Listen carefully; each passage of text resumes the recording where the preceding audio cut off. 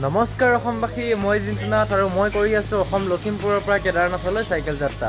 আৰু এইখন মোৰ চাইকেল লেপৰ্ট। যোৱাকালি আমি বিহাৰ পাই গৈছিলোঁহি। বিহাৰ পাই আমি এনেকুৱা এটা পেট্ৰল পাম্পতে আছিলোঁ আৰু বৰ্তমান অকণমান পিছত আমি ওলাই যাম। শুই উঠিছোঁ এতিয়া, বোলো ভিডিঅ'টো আৰম্ভ কৰি লওঁ, টেনশ্যনবিলাক ভাঙি লওঁ। তাৰপিছত আপোনালোকক আজি লৈ যাম বিহাৰৰ ভিতৰৰ ফালে।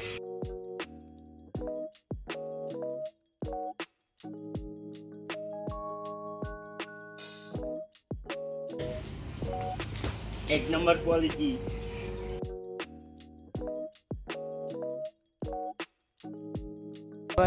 পেট্ৰল পাম্পটোক বাই বাই কৈ আমি ওলাই আহিলোঁ। আপোনালোকো ধুনীয়াকৈ ওলাই আহক, ব'লক আমি আজিৰ যাত্ৰাটো আৰম্ভ কৰোঁ বিহাৰত। মহাদেৱ আহিছে, ডম্বৰু বজাইছে।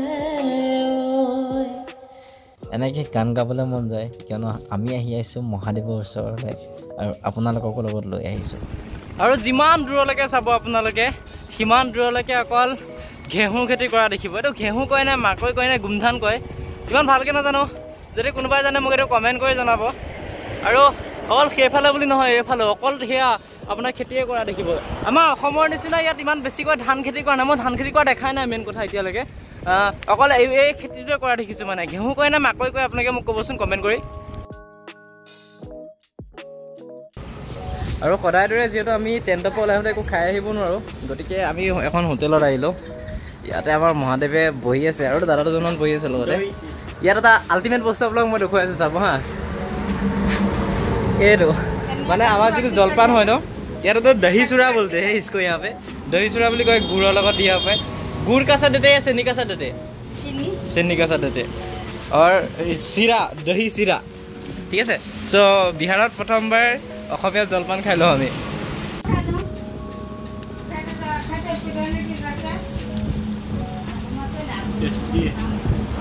কিন্তু গাখীৰটো অকণমান টেঙা আছে।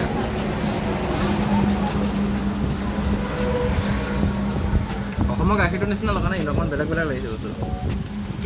আৰু আজিৰ দিনটো আৰম্ভণিতে এটা বেয়া ঘটনা ঘটিলে মোৰ লগত। এইডাল আপোনালোকে ষ্টেণ্ডাল দেখিছে, ইয়াৰ পৰা ষ্টেণ্ডাল ভাগি থাকিলে। এতিয়া যদি আগত ক'ৰবাত ৱেল্ডিঙৰ দোকান পৰা এডাল ৱেল্ডিং কৰিব লাগিব, পূৰা ৱেল্ডিংটো ভাগি এৰাই আহিলে মানে। এনেকৈ তাত ভাগি গৈছিলে, আপোনালোকে দেখিছিলে। তাৰপিছত ইয়াত আহি চাইকেলখন এনেকৈ পেলাই থৈছোঁ আৰু ইয়াতে ৱেল্ডিং কৰিব দিছোঁ। মানে এতিয়া ৱেল্ডিং কৰি আছে ল'ৰা।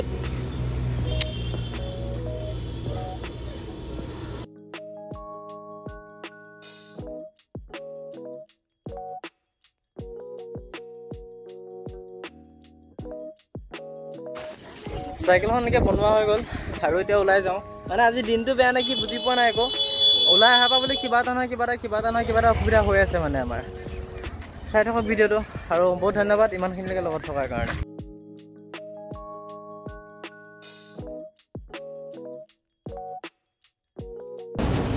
আজিৰ দিনটোত কি হৈছে যে আমাৰ প্ৰব্লেমবিলাকে আমাক লগ নেৰা হৈছে। প্ৰথমতে মোৰ চাইকেলখনৰ ষ্টেণ্ড ভাঙি গ'ল, তাৰপিছত এখন ৱেল্ডিং কৰিলোঁ।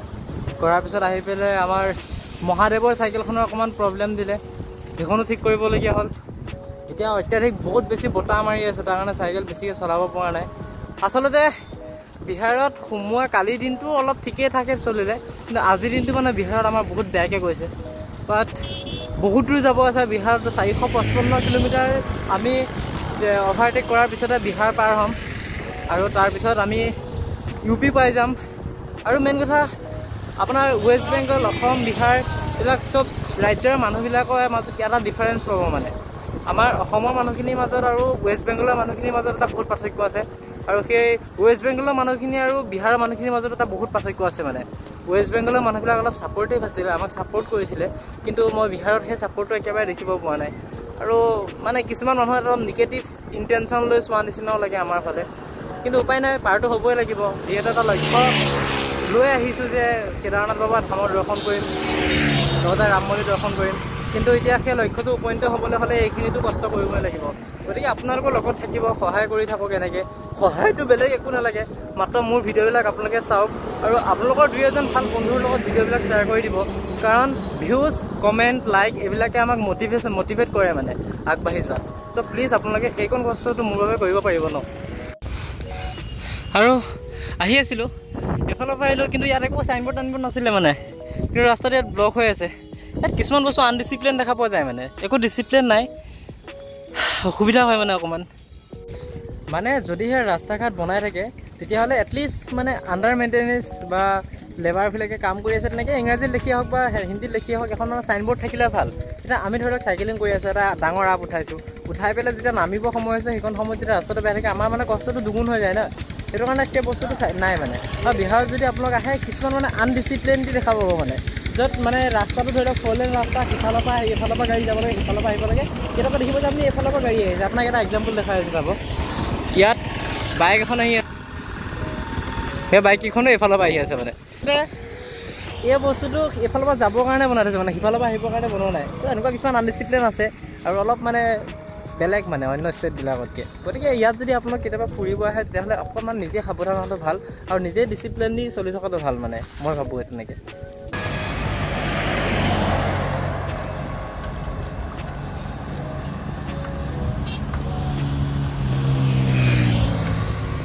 যিহেতু আমি ভাত পানী নোখোৱাকৈ ওলাই অহা হয় আমি দুপৰীয়া আহি পেলাই হোটেলত ভাতটো খাওঁ আৰু ইয়াতে আমি আহিলোঁ হোটেলখনত আহি ভাতটো খালোঁ আৰু মই কি হয় দেই ৰাতি ভাত সাঁজ আমি বনাই খাওঁ আৰু দিনৰ সাঁজ আমাৰ কি হয় হোটেলত কিনি খোৱা হয় কি হয় মানে কি দিনত আমি যদি বনাই ৰৈ মেলি খাওঁ বুলি ভাবোঁ সেইটো আমাৰ কাৰণে পচিবল নহয় মানে কাৰণ টাইম মেইনটেইন নহয়তো আমি গৈ থাকিব লাগে কাৰণ দিনটো টাৰ্গেট থাকে 80 কিলোমিটাৰ 90 কিলোমিটাৰ 110 120 এনেকুৱা টাৰ্গেট থাকেতো গতিকে মানে ইমান সম্ভৱ নহয় মানে গতিকে আপোনালোকে যদি কেতিয়াবা এনেকুৱা ট্ৰেভেলিং কৰে তেতিয়াহ'লে সেই দিনৰ সাঁজটো পৰাপক্ষত কিনি খোৱাটো চাব মানে ৰাতি সাঁজটো বনাই খাব মানে কি হয় পইচা বচাবলগীয়া হ'লে বনাই খাব লাগে কিন্তু আপুনি টাইমটো মেইনটেইন কৰিব লগা হয় মানে আৰু কষ্টও থাকে ন ইমান কষ্ট আপুনি দিনটো ধৰি লওক 50 কিলোমিটাৰ চাইকেল চলাই ভাতটো বনাই খাই বৈ আকৌ 50 কিলোমিটাৰ চলাবলৈ টাইম নহয়গৈ বা নোৱাৰেগৈ মানে এজন মানুহ ভাত পানী খোৱাৰ পিছত আমি এইখন বিচনাতে অলপ টাইম শুই দিলোঁ কিয়নো গৰমটো বহুত বেছি হৈছিলে আৰু ভাগৰো বহুত বেছিকৈ লাগিছিলে এতিয়া অলপ শুলোঁ প্ৰায় এঘণ্টামান খোৱা হ'ল এতিয়া আকৌ ওলাই যাওঁ কিমান দূৰ যাব পাৰোঁ নাজানো বহুত বেছি গৰম হৈয়ে আছে এতিয়া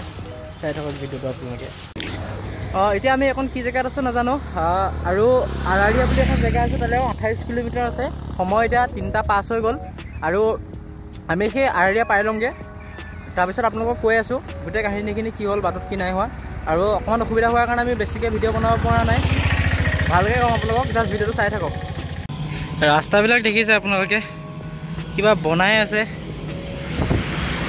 তাৰ কাৰণে আহিবৰ কাৰণে বহুত বেছি অসুবিধা হৈছে আৰু ৰ'দৰ পৰা চকুকেইটাও মিলিব পৰা নাই মানে এতিয়া ফ্ৰণ্টৰ পৰা পোহৰটো আহিছে না একদম চকুকেইটা মিলিব পৰা নাই ইয়াৰ এইটো বেগটো পৰিব হৈছিলে মই বেগটো হেৰি কৰি ল'ব দিছোঁ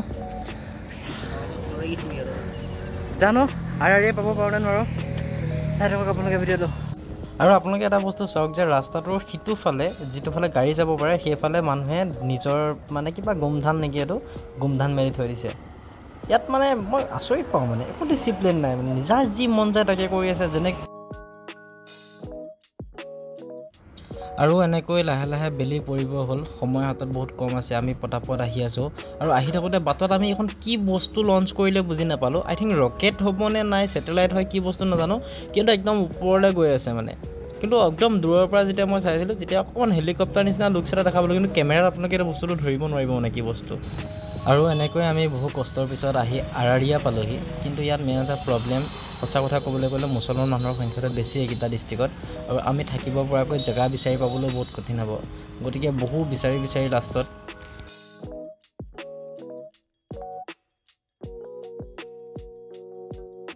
তাৰপিছত আহি পেলাই মন্দিৰলৈ পাইছোঁহি কিন্তু ইয়াত থাকিবলৈ দিবনে নিদিয়ে সেইটোৱে ক'ব নোৱাৰোঁ কিন্তু দাদাজনে ক'লে যে এটা সুবিধা পাবা থাকিবৰ কাৰণে সুধি লোৱাগৈ বুলি ক'লে তো একবাৰ আমি গৈ পেলাই তাত পাতি চাওঁগৈ কি হয় আপোনালোক দেখাই আছোঁ এই তিনিজন দাদাক দেখিছে आप लोग कहाँ कैसे है बोल दीजिए हम लोग जलपाईगुड़ी वेस्ट बंगाल जलपाईगुड़ी से हाँ स्केटिंग करके आए हैं हम मैं आप लोग दिखाई आसो दोस्तों बहुत सारी